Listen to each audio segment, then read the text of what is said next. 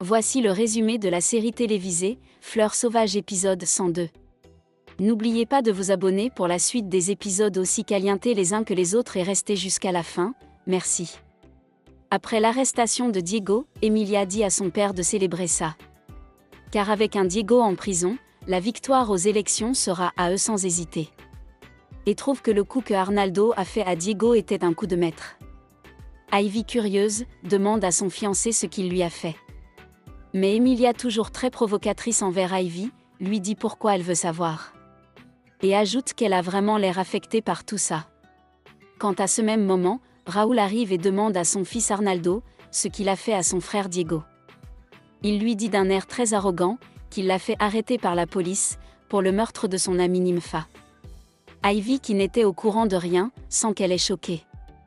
Mais étant au milieu de tous ces ardientés, elle garde la tête haute et le sang-froid. Diego arrivé à la police, on lui demande de signer quelques documents. Mais celui-ci, sentant le truc louche, leur dit qu'il ne signera rien en l'absence de son avocat. Puis Camilla leur confirme qu'elle sera bientôt là. Mais le policier le traite de meurtrier et lui dit d'arrêter de faire le malin et de signer.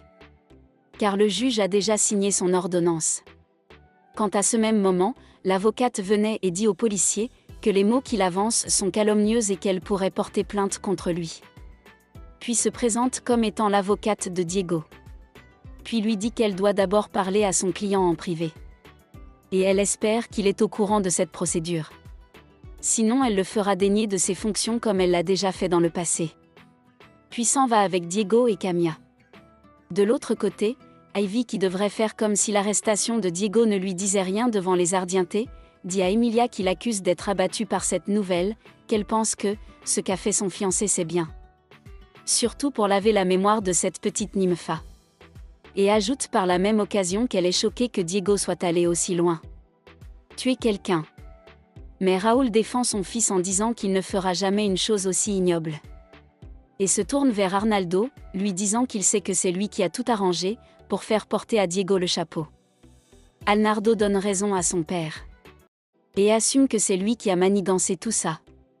Faisons un retour en arrière pour comprendre comment ça s'est passé. Arnaldo a payé les hommes pour aller déposer le corps de Nympha au siège de Diego.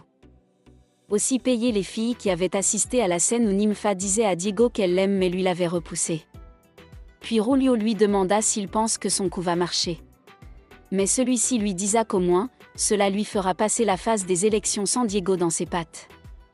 Mais il espère qu'on le gardera plus longtemps que prévu là-bas. Alors Julio, n'ayant plus mot à dire qu'il espère. Mais son petit-fils très confiant, disa de ne pas s'inquiéter, car tout est sous contrôle et il gère.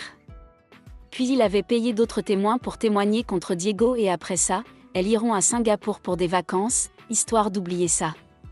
Maintenant revenons dans la scène présente.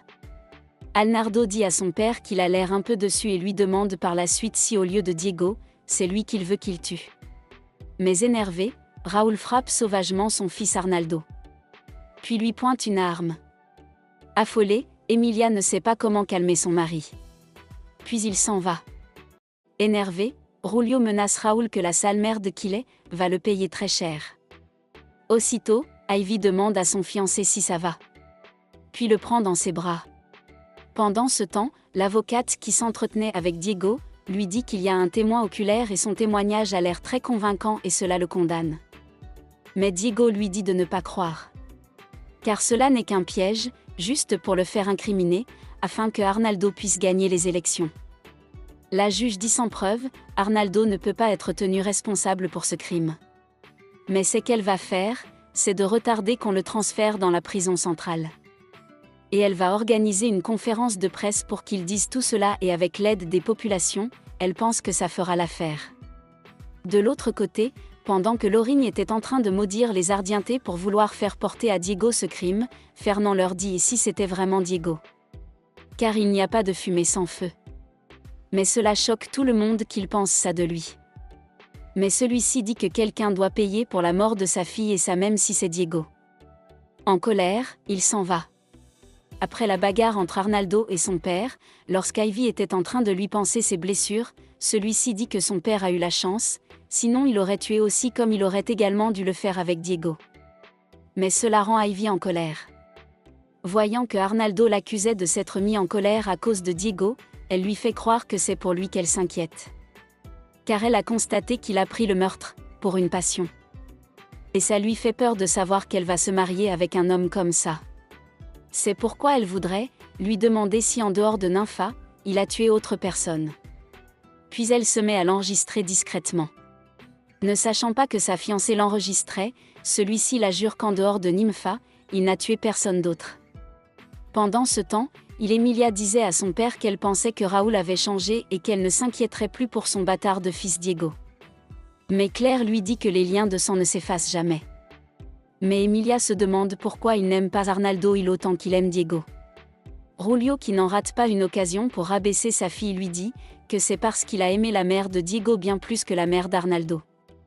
Comme d'ailleurs toutes les femmes qu'il a aimées dans sa vie, il les aime toutes plus qu'elle Emilia. Lui rappelle que Raoul n'a fait que lui apporter la douleur à elle et toute cette famille. Puis lui dit qu'il s'en va en finir avec toutes ses souffrances. Mais pour cela, il lui suggère de préparer sa robe noire et d'avertir tous ses amis religieux pour la cérémonie. En pleurs, elle suit son père et le supplie de ne pas faire du mal à son mari. De l'autre côté, Diego prenait les photos de son incarcération.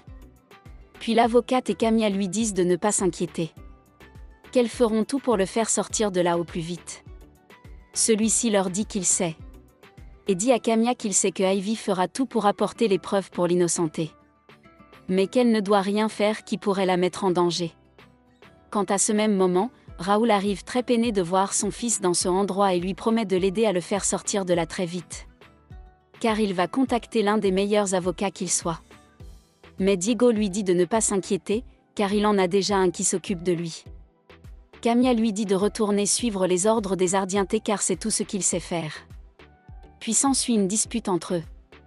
Mais Diego les calme et à ce même moment, Emilia et son sac à main Claire arrivent.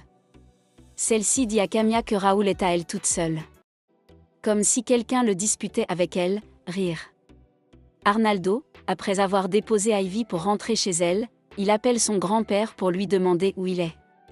Celui-ci lui dit qu'il s'apprête à massacrer Raoul. Mais il préfère qu'il ne soit pas là. Sinon il risquerait d'avoir pitié et le supplier d'arrêter. Alors son petit-fils lui dit de bien le venger. Son grand-père lui dit de surveiller à la lettre Ivy Aguas. Après avoir raccroché, Julio dit à ses gardes de lui ramener Emilia et Raoul. C'est la fin de cet épisode résumé. Donnez-nous votre avis dans les commentaires, de ce que vous en avez pensé de cet épisode. Merci d'avoir regardé jusqu'à la fin et surtout n'oubliez pas de vous abonner et d'activer la cloche de notification pour la suite des épisodes. À bientôt.